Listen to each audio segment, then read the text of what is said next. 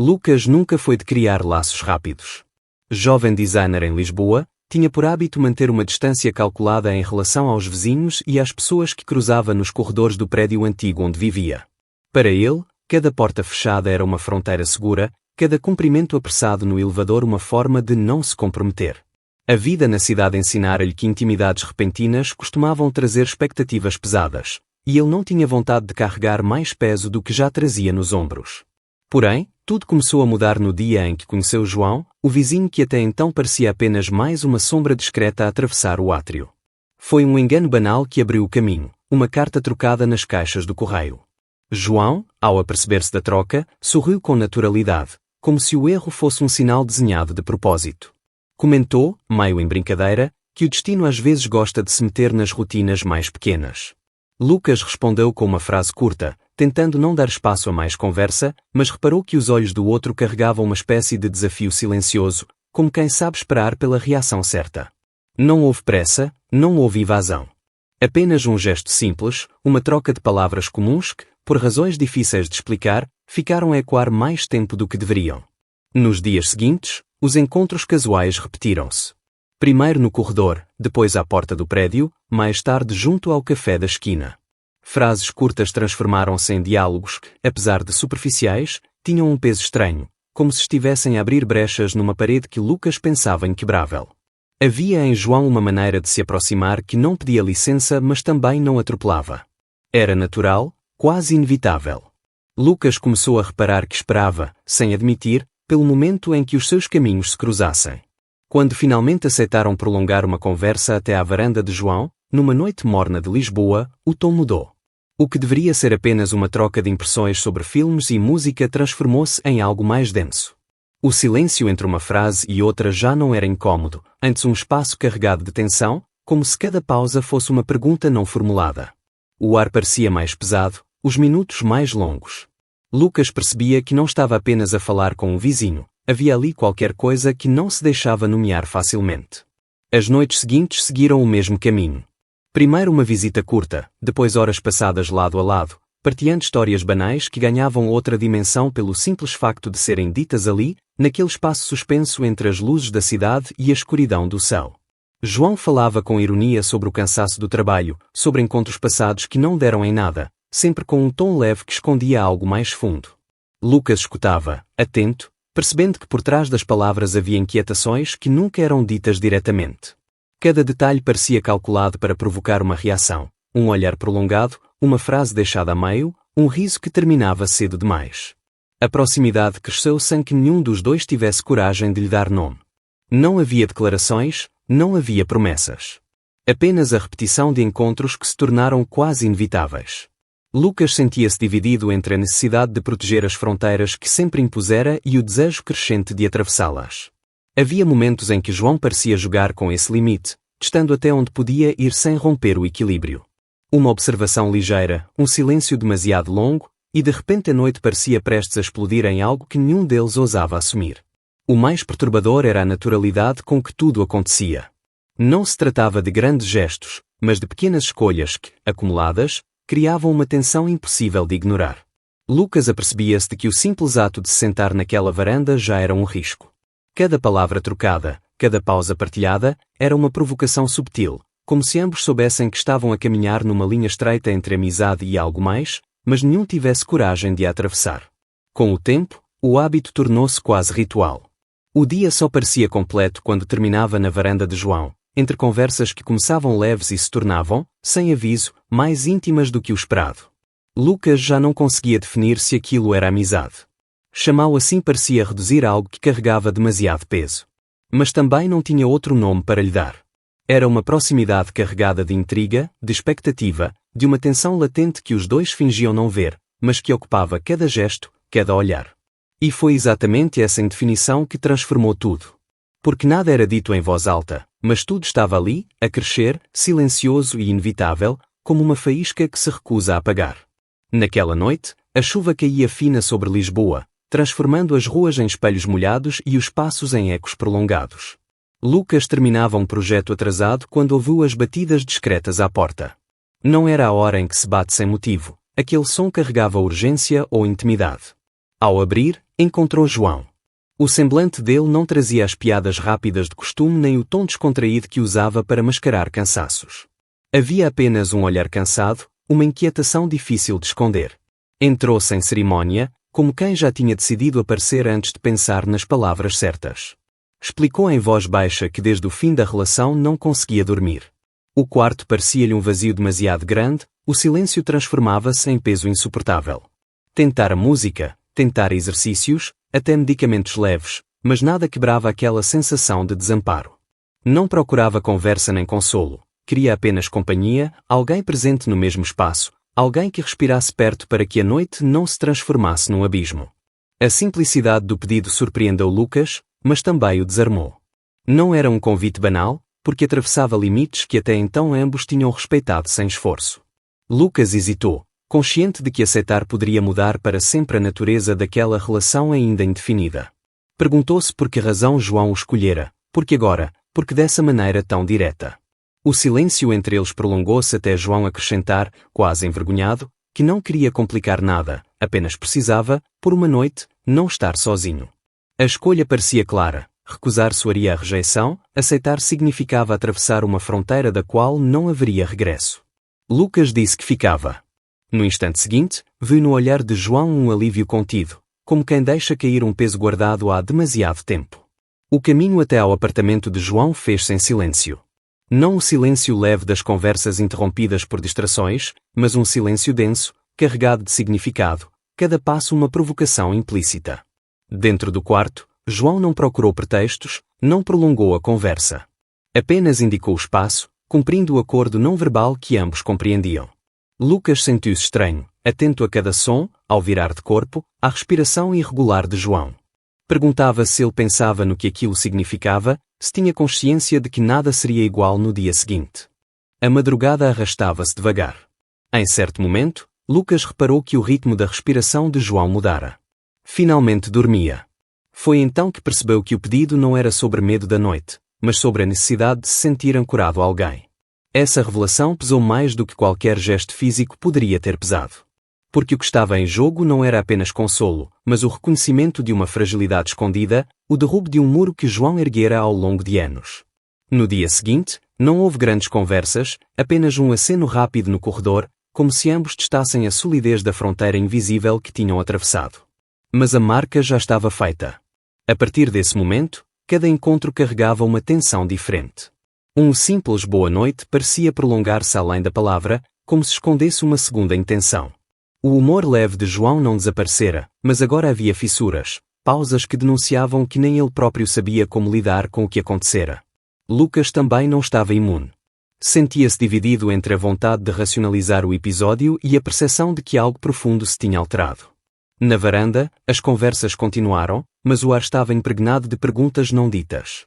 Os olhares demoravam-se mais tempo do que antes, as pausas tornavam-se provocação. João, sem perceber ou talvez de forma consciente, jogava com essa indefinição. Às vezes parecia recuar, outras vezes aproximava-se com gestos subtis, como se testasse até onde podia ir. Lucas percebia o risco, ainda assim, permanecia. O que antes era hábito começou a transformar-se em expectativa. Cada encontro era aguardado com a ansiedade de quem sabe que a próxima noite podia trazer uma revelação ou uma ruptura. A amizade já não bastava para definir o que estavam a viver, mas nenhum dos dois ousava nomear. O silêncio da primeira noite tinha aberto uma porta que não se podia fechar. Agora, cada palavra dita e cada palavra calada carregavam um peso novo, um fio invisível que os ligava e que ameaçava, a qualquer momento, transformar-se em algo maior. Durante dias, Lucas percebeu uma mudança subtil em João. Já não eram apenas os silêncios prolongados na varanda ou os olhares que se demoravam mais do que deviam. Havia uma inquietação nova, como se João carregasse dentro de si uma batalha que não conseguia esconder. Uma noite, sem aviso, confessou que sempre vivera a cumprir um guião escrito por outros. Desde cedo aprendera que a vida era feita de etapas claras: escola, faculdade, emprego estável, relações que agradassem à família, feriados em casa dos pais, tudo dentro do esperado. João dizia que tinha seguido cada linha desse roteiro com disciplina, acreditando que se fizesse tudo certo, o vazio interior desapareceria. Mas não desapareceu. O sorriso com que contava estas coisas soava mais a defesa do que a alegria. Lucas escutava em silêncio, tentando não interromper. Havia naquelas palavras uma franqueza rara, mas também uma provocação dolorosa. Porque implícito no desabafo estava o medo de dar nome ao que sentiam. João reconhecia que a presença de Lucas lhe trazia calma, mas não sabia se tinha coragem de assumir o peso dessa verdade. A minha família espera de mim estabilidade, uma imagem clara, alguém previsível, murmurou numa noite. Eu não sei o que acontece se sair desse papel. Não sei se consigo pagar o preço. As palavras caíram entre eles como uma sentença, e Lucas percebeu que o muro que os separava era mais alto do que supunha. Nos dias seguintes, João começou a afastar-se. As mensagens tornaram-se menos frequentes, os encontros casuais mais curtos. Lucas sentia a distância crescer, mas tentava não dramatizar, acreditando que talvez fosse apenas uma fase. Até que, numa sexta-feira, ao regressar mais cedo, cruzou-se com João no átrio do prédio. Estava arranjado, com um ar diferente, uma pressa disfarçada. Não disse para onde ia, mas Lucas soube instintivamente que não se tratava de trabalho. Horas mais tarde, pela janela, viu regressar acompanhado de uma mulher. O riso dela ecoava no corredor, e João fazia um esforço visível para parecer natural, como se encenasse uma versão de si mesmo. Esse momento cravou-se em Lucas como uma lâmina fria. Não havia promessas entre eles, não havia rótulos, e ainda assim doeu como uma traição. Não era ciúme simples, era a constatação de que, apesar de tudo o que haviam partilhado, João ainda tentava refugiar-se no papel seguro, na vida aceitável aos olhos dos outros.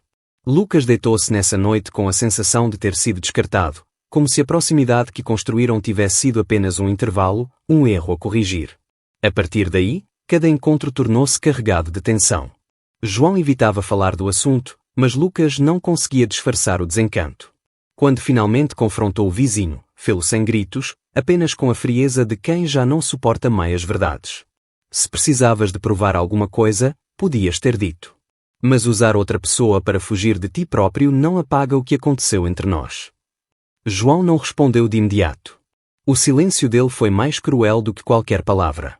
Lucas afastou-se, incapaz de continuar a ser cúmplice de um jogo que lhe deixava feridas invisíveis. Sentia-se dividido entre a raiva e a compaixão, entre a dor de não ser escolhido e a compreensão amarga de que João ainda estava preso ao medo. O peso do amor não correspondido transformou-se em vigilância permanente. Cada mensagem por responder, cada gesto ambíguo era uma faísca que reacendia a ferida. Para Lucas, essa traição não foi apenas o regresso de João às mulheres, mas a confirmação de que o sentimento que o consumia não era partilhado na mesma medida. O que doía não era perder João para alguém, mas perceber que João continuava a fugir de si próprio. E, nessa fuga, arrastava também tudo o que tinham construído, reduzindo as noites intensas na varanda a memórias que talvez só ele considerasse reais. As primeiras mudanças vieram em forma de murmúrios discretos. Lucas começou a reparar que os cumprimentos no prédio já não soavam tão leves. A vizinha do quinto andar, sempre atenta aos passos de todos, deixava escapar olhares demorados quando ele saía do apartamento de João de manhã cedo. Outro morador, fingindo naturalidade, comentou uma vez no elevador que pareciam andar muito ocupados lá em cima, e embora o tom fosse de brincadeira, a intenção era clara. Havia um subtexto em cada palavra, uma curiosidade disfarçada de simpatia que, na verdade, pesava como julgamento. Os corredores, antes neutros, tornaram-se palcos silenciosos onde cada gesto parecia observado. No trabalho, Lucas também não escapava. Os colegas, em vez de perguntarem sobre os projetos que estava a desenvolver, insinuavam novidades pessoais com sorrisos enviesados. Então, Lucas, a vida anda animada, atirou um deles, rindo sozinho antes que ele pudesse responder. Outro, mais atrevido, perguntou se a amizade de vizinhança estava a render maratonas de séries. Lucas aprendeu a cortar as conversas com respostas curtas e firmes, mas a insistência repetida começou a desgastar. Era como se cada pessoa à sua volta tivesse decidido que a sua vida privada era um jogo de adivinhações. João, por sua vez, sentia a pressão multiplicada. No escritório, os comentários vinham em forma de piadas sobre distrações e fases. Alguns colegas insinuavam que andava menos focado, outros faziam observações de corredor, sempre com aquele tom meio jocoso que, por baixo da superfície, escondia a crueldade do julgamento. João ouvia, engolia a irritação e mudava de assunto, mas mais tarde confessava a Lucas que cada palavra lhe ficava presa como uma pedra no estômago. O peso maior, no entanto, veio de dentro de casa. A mãe de João, quando percebeu que algo estava a mudar na vida do filho, fechou-se em silêncio. Não dizia nada, não fazia perguntas, mas o olhar carregava uma desaprovação muda, como se preferisse não ouvir a verdade para não ter de a enfrentar. Esse silêncio era, para João, quase pior do que qualquer acusação direta, porque lhe deixava espaço para imaginar tudo o que não era dito. O irmão não teve o mesmo cuidado. Numa visita de fim de semana, lançou as palavras sem filtro. Não penses que vais envergonhar a família com as tuas escolhas. Já bastava teres terminado aquele namoro estável. Agora isto? A frase caiu como um soco. João tentou responder, mas a voz falhou-lhe. O irmão continuou, acusando de destruir a imagem que sempre construíram, de virar as costas ao que se esperava dele. Lucas, que não estava presente, só soube depois, mas sentiu a violência dessas palavras como se tivesse estado lá. A cada dia, João retraía-se mais.